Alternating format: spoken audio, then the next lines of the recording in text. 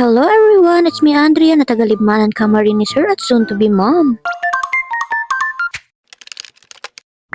Hello everyone, 2 PM na nga ito ng mga oras na to at sobrang inaantok na talaga ako.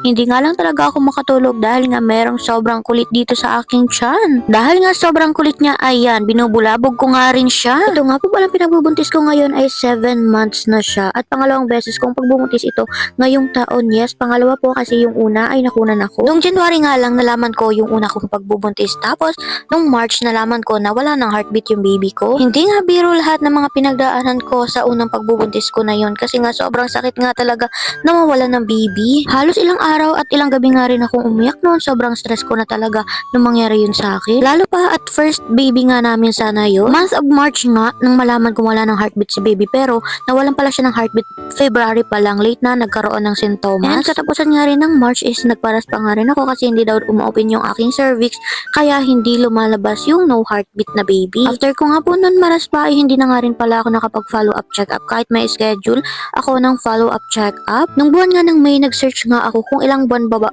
bago datnan kapag nga nakukunan. Dapat pala after a month, 1 month, ayan, magkakaroon na dapat ako at hindi yun nangyari. Pumili nga rin pala ako kaagad ng PT para nga malaman dahil nga kinakabahan nga talaga ako dahil hindi pa nga talaga ako naladatnan. So ayun, pag PT ko nga 2 line talaga yung nakita ko, as in sobrang iyak ko ng mga oras na yun at mag-isa lang ako noon sa bahay. Dahil sa totoo lang hindi pa talaga ako ready muling magbuntis dahil nga sa mga nangyari noong nakarang buwan, tapos ito nagbuntis ulit. Ang daming what ifs. Ang unang-una kong what if talaga is baka mangyari na naman ulit yung nangyari sa akin noong nakaraang buwan kaya sobrang takot ko talaga. Pero alam ko may plano ang Diyos kung bakit ibinibigay sa atin ang mga pangyayari sa ating buhay. Siguro nga kaya nga ibinalik nga sa akin kaagad ni Lord yung aking baby dahil nga sa sobrang lungkot na nararamdaman ko. At ngayon, okay naman kami ni baby. Super active niya sa aking tiyan at 7 months na siya ngayon. Pero yun, January ako unang nagbuntis tapos mga anak din ako January. Ano yan? Isang taon?